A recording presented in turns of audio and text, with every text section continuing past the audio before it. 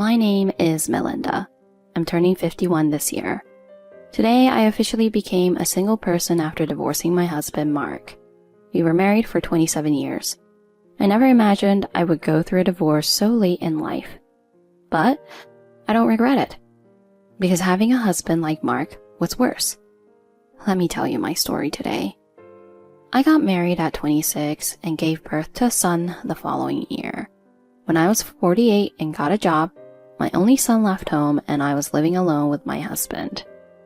Both my husband and I were full-time employees, so our incomes were sufficient. So I was thinking, now we just need to save for retirement and enjoy our remaining years, imagining a joyful retirement ahead, my heart dancing with anticipation. But suddenly, the unexpected happened. Melinda, my mother collapsed. A call from my husband came while I was having lunch at work. My mother-in-law lived just a few minutes' walk from our house. She was usually an active person with many friends and acquaintances, and she treated me, her daughter-in-law, very well. She always boasted about her good health, proudly claiming she hadn't caught a cold in years. Why did something like this happen to her?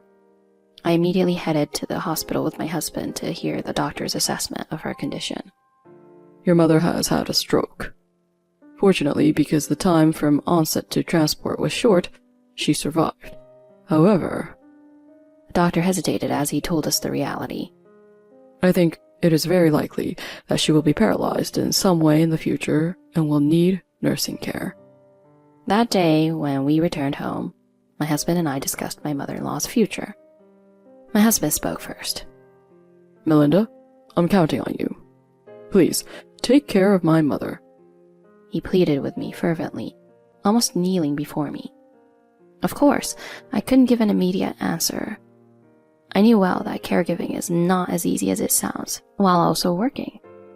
Because my own deceased mother also nursed a sick person at home in a similar manner.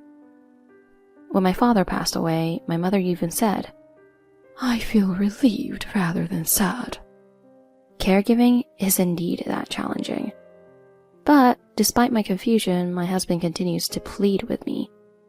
My mother would be happier if you, as a woman, took care of her rather than me. This is something I can't do.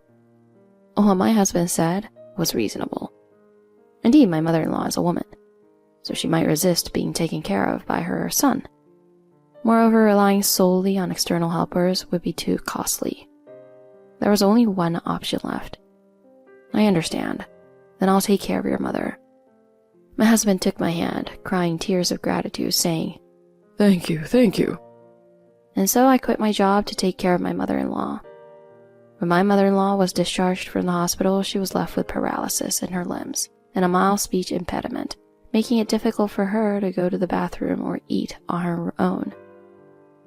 I'm sorry, Melinda, it's all because of me. My mother-in-law always seemed apologetic, but I was happy to be able to help her. During my busiest periods, my mother-in-law willingly took care of my son and genuinely cherished him. Thanks to her, my son still adores his grandmother.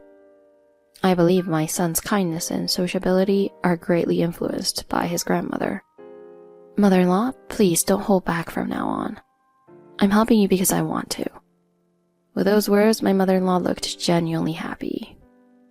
I felt that caregiving was an exchange of hearts. We laughed and enjoyed each other's company every day, and I sometimes thought that a life of caregiving was not so bad. However, at the same time, my husband gradually started acting strangely. Hey, Melinda, are you really taking care of her? She's my mother, you know. What's wrong with this food? Aren't you being too lazy, even though you're always at home? You wouldn't understand the hardships of a working person, would you? He began saying things like that. My husband had always been rather quiet and gentle in tone. Both my mother-in-law and I couldn't hide our surprise at his sudden change in behavior. But my mother-in-law fiercely objected to his words. Why would you say such things to Melinda? She scolded him in my place. My husband was naturally a bit ashamed to be scolded by his mother, but after a few days he returned to his old self. Those days continued. Eventually my husband said, We can manage with $500 for living expenses from now on. Since you're always at home, if it's not enough, do some side jobs and figure it out yourself. Something like that. The reasoning behind the $500 was that my husband's pocket money was also $500, so it seemed fair for me to have the same. Reluctantly, when I tried to dip into the savings I had from when I was working, my mother-in-law said, "Melinda, please use my secret savings. Don't tell that child about it." She entrusted me with a bank book containing my father-in-law's inheritance. I declined such a thing out of guilt. "Please keep your savings for the future. That would be best." I stubbornly refused to accept it.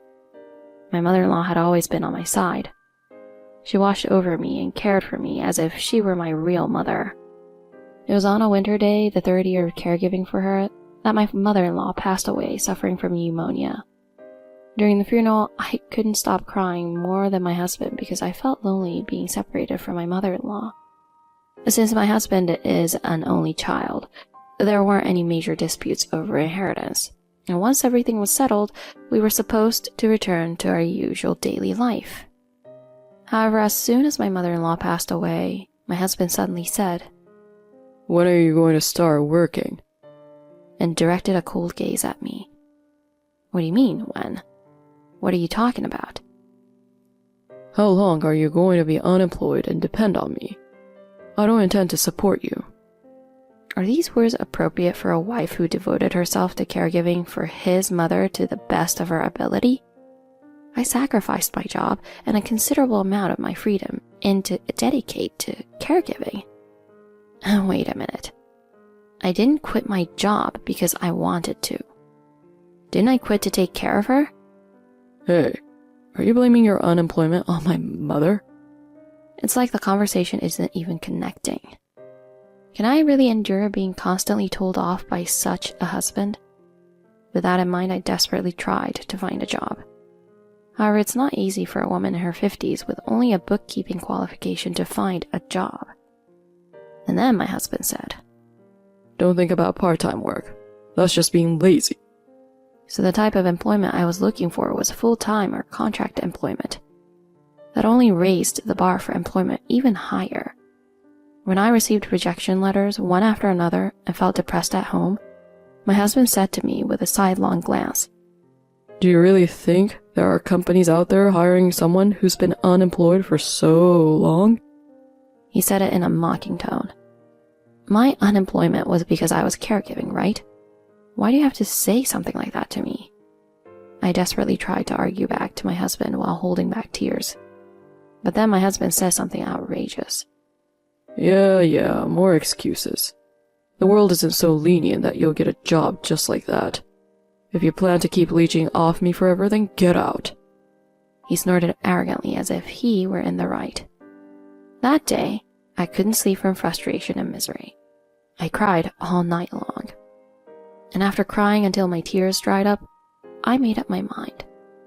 I should just leave such a husband. From then on, I stopped talking to my husband. To avoid his nagging, I took care of everything perfectly at home while diligently job hunting. One day, about 2 months into this routine, my husband came home seeming irritated or agitated. And then, he threw this at me. "Hey, parasite, how long are you going to stay unemployed? I told you to leave." His words were sharper and more pointed than usual, but I wasn't about to back down. Do you understand your own position? Huh? My husband sounded dumbfounded for my unexpected counterattack. What do you mean? I said, do you understand your position? Can you manage on your own if I leave? What about the mortgage on this house? You've never done any housework before, is that okay? Ever since I quit my job to take care of my husband, I've been paying the mortgage from my savings. Of course, that's because my husband reduced the household expenses to just $500. Over nearly 3 years, I've paid around $40,000 in monthly repayments of $1,300. Even though we used to split the payments, I've been covering them all for the past few years. Do you still think you're in a position to tell me to leave? After I politely explained, my husband immediately became flustered.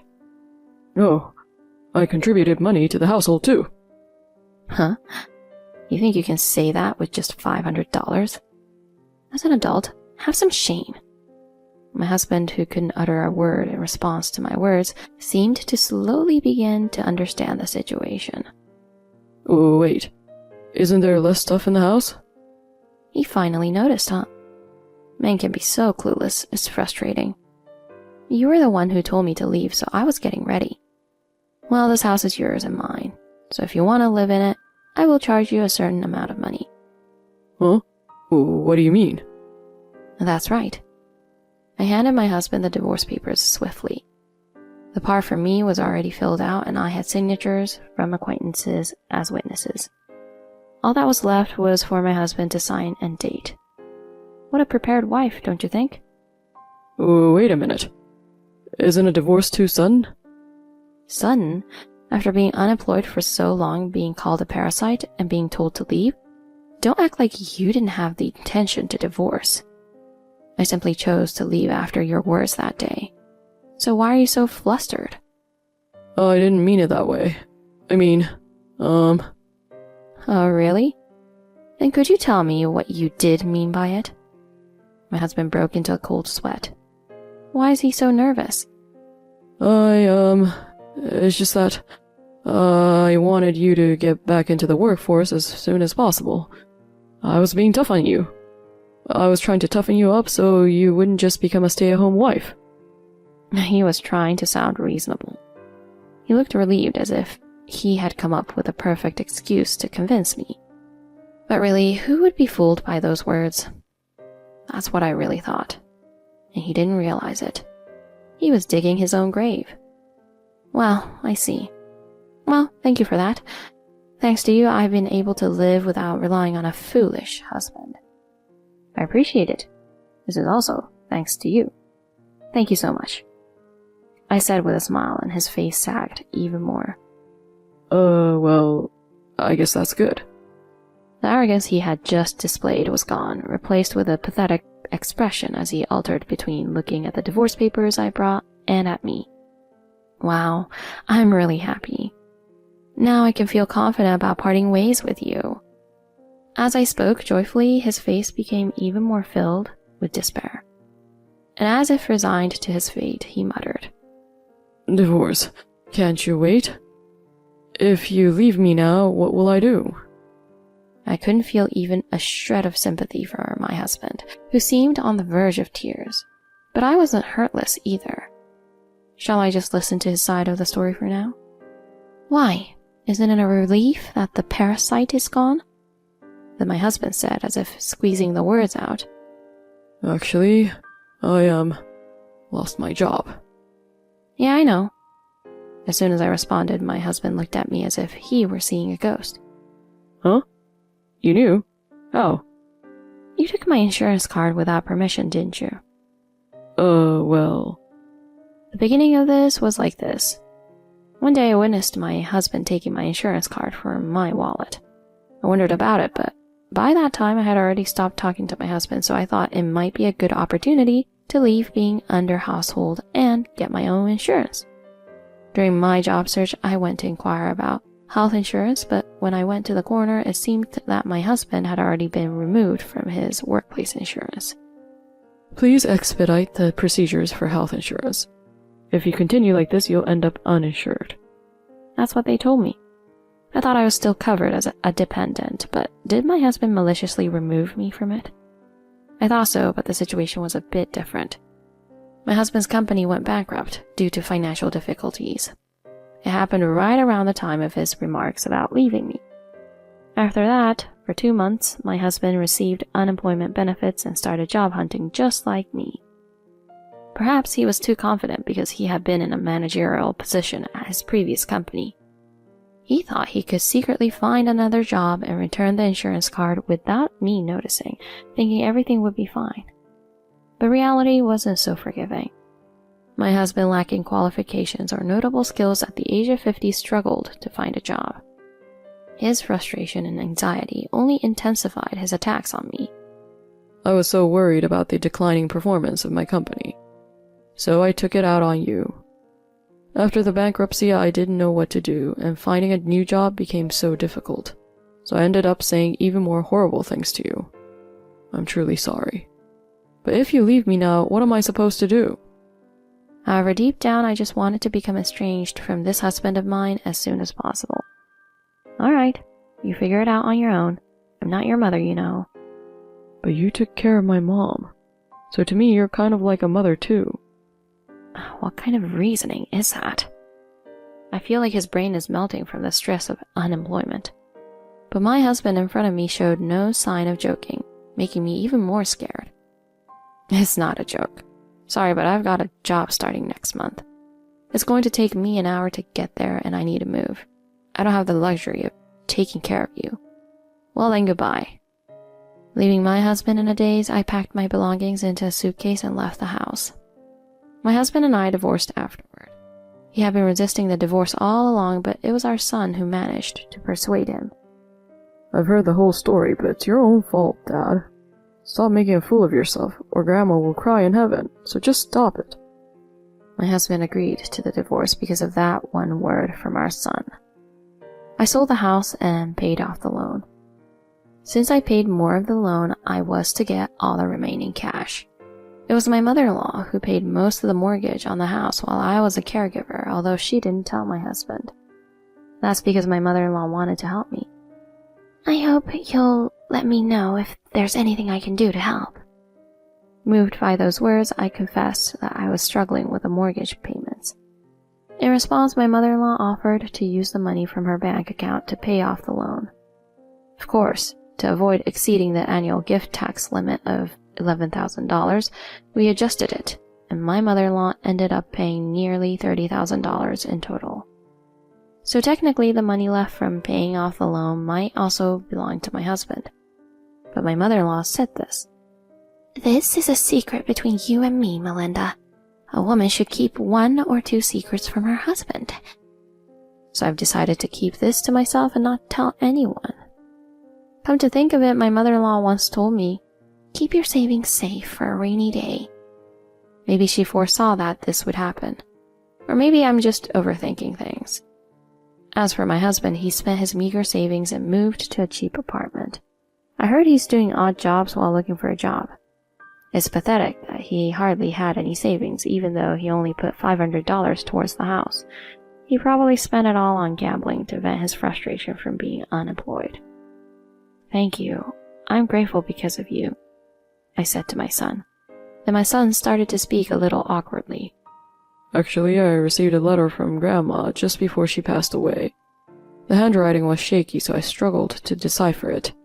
It expressed gratitude towards you, Mom, and it said that if anything happened, I should protect you, Mom. I never imagined that my mother-in-law would give such a letter to her grandson. Come to think of it, she asked me to send letters and postcards a few times, but I never thought to look at the recipient because I thought it would be rude. My mother-in-law really cared about me, didn't she? I couldn't help but shed tears in front of my son. My son laughed with a comforting expression, saying, Hey, why are you suddenly crying? You're such a crybaby, Mom. His face resembled his grandma's, who always listened to my stories with a smile, and I couldn't hold back my tears again.